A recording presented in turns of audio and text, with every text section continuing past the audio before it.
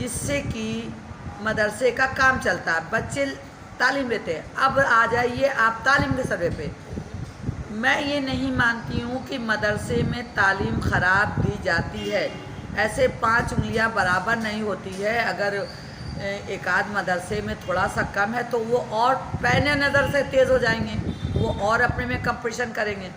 अगर आज मदरसे की पढ़ाई ना होती तो ये नीट में बच्चे या IAS PCS बच्चे जो निकालने हैं मदरसे के तो निकालने हैं, आज परचम मदरसे का ही तो लहरा रहे हैं। रहा सवाल कि आप अचानक मीडिया वाले आके किसी बच्चे के चेहरे पर अपना माइक लेकर खड़े हो जाएंगे तो छोटे दिल का बच्चा, कमज़ोर दिल का बच्चा घबरा जाता है। आप 10-12 बच्चों को एक साथ खड़ा करिए, 12 बच्चों से हर कम्युनिकेशन के बच्चों को खड़ा कीजिए और बच्चों से पूछिए, देखिए क्या हर कम्युनिकेशन का बच्चा जवाब दे देता है? आप टारगेट कर रहे हैं सिर्फ फंडिंग के लिए। फंडिंग जैसे कल मुस्लिम समाज मदरसों का चुटकी के रूप में देता था, हर रोज़ खाने के रूप में देता था मौलवी साहब लोगों को, आज उसको उसने महीने में पैसा देने का बना लिया है। उसी पैसे से उस प्राइवेट स्कूलों में तनख्वाह दी जाती है, मेंटेनेंस किया जाता है। और मेरा मानना है कि मदरसे का परचम हमेशा लहराता था और लहराएगा। अगर कोई गलत है तो गवर्नमेंट उसको एकदम उजागर करके उसको दंडित करे। मेरा इस्लाम ये नहीं कहता कि हम गलत चीज़ सिखाएं। मेरा इस्लाम ने तो तालीम के लिए इतनी छूट दिया है कि पूछे नहीं। मेरे इस्लाम ने कभी कोई गलत ना चीज़ बताया है ना उसको शाया किया है। अगर आपको कोई गलत मिलता है तो आप उसके लिए सारे बाज़ार वैसे मौलवी साहब को ऐसे मदरसे को लाइए और उनको गोली मार दीजिए, 2 लोग मरेंगे, 4 लोग अपने आप, हम क्या पूरा प्रदेश दुरुस्त हो जाएगा, XYZ संस्थाएं दुरुस्त हो जाएंगी। मदरसा छोड़ दीजिए, अदर विद्यालय लोग दुरुस्त हो जाएंगे। मदरसा कभी ना गलत रहा है ना रहेगा, हमेशा अपने से ज़्यादा बच्चों को तालीम दिया है और देता रहेगा, परचम लहराएगा। मैं सुफिया बानो, मदरसा इस्लामिया जामतुल क्रैश जालंधरी आजमगढ़ अनुभाग मिनी ITI में मुख्य निर्देशिका के पद पर कार्यरत हूँ। मैडम, जो मदरसों का सर्वे हुआ है उसके बारे में आप क्या कहें? मदरसों के सर्वे के बारे में मैं तो खुश हूँ कि सर्वे करने से सरकार हमें और मजबूत कर दे रही है। अगर हमारे में कोई कमी है तो उसकी हम कमियों को पूरा करके बच्चों को और अच्छी तालीम देंगे। सर्वे का मकसद ये है कि सरकार का मेन फंडिंग से मतलब है, बच्चों की शिक्षा से मतलब नहीं है। उनका मकसद है कि मदरसे में फंडिंग कहाँ से हो रही है। तो मेरा उस पर कहना है कि लाल बहादुर शास्त्री भी और अब APJ अब्दुल कलाम जी भी और अदर सभी लोग आज से 40 साल पहले 30 साल पहले तो सारे कागजात वगैरह उर्दू में पढ़ेंगे। इन्हीं मदरसों में पढ़ाइयाँ होती थी, पंडित जी भी पढ़ते थे, एक मुस्लिम भी पढ़ता था, एक ईसाई भी पढ़ता था, तो एक जैन भी पढ़ता था। मदरसे ही थे और मदरसे में शिक्षा होती थी। और मौलवी साहब लोग जो तालीम देते थे उनका मोहल्ला कस्बा गांव में खाने बटे रहते थे।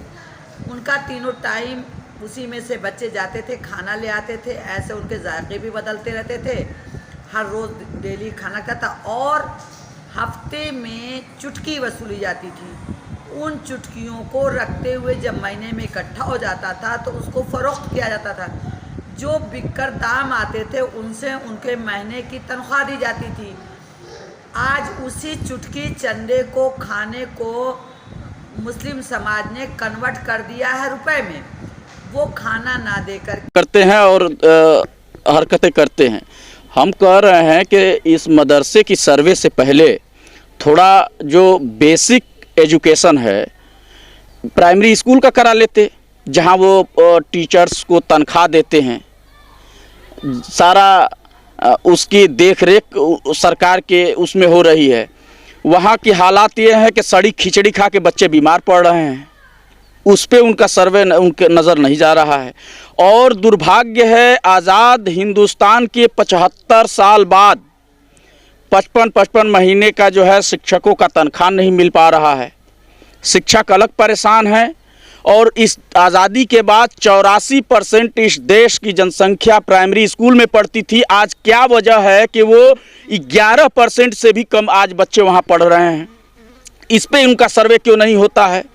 दूसरी चीज़ ये है कि ये भी एक दुर्भाग्य है आज़ाद हिंदुस्तान में कि आज तक डीएम, सीएम, पीएम का बेटा कोई प्राइमरी स्कूल में नहीं पढ़ा।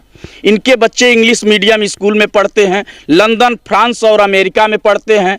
और समान शिक्षा की ये जो बात करते हैं, कहाँ से समान शिक्षा होगा? अपने बच्चों को आप इंग्लिश मीडियम स्कूल में डॉक्टर्स, इंजीनियर बनाना चाहेंगे, लंदन, फ्रांस और अमेरिका में पढ़ाना चाहेंगे, और इस देश की जो मैं जानता हूं कि 94% जनसंख्या आज जो है ये शिक्षा को कहीं ना कहीं कमज़ोर करने की जो इसके पीछे एक साजिश मुझे लग रही है।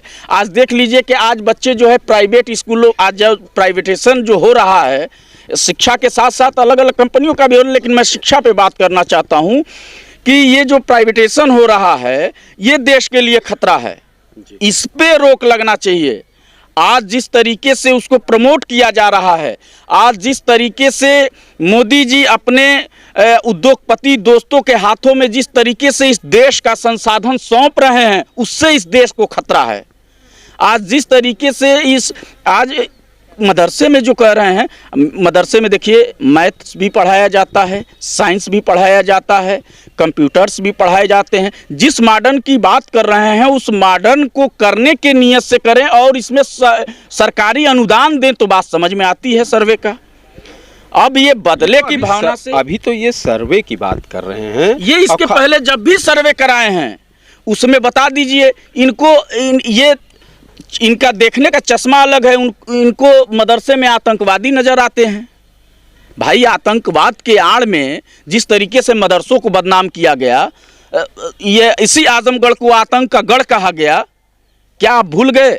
आज इसी आजमगढ़ को जो है या जो भी मदरसे थे, जो भी इनका एक ट्रेड बना दी थी कांग्रेस सरकार हो चाहे आज बीजेपी की सरकार हो, कि लंबी दाढ़ी, ऊंची टोपी, छोटा पैजामा, ये आतंकवाद का उनका पहचान नज़र आने लगा था।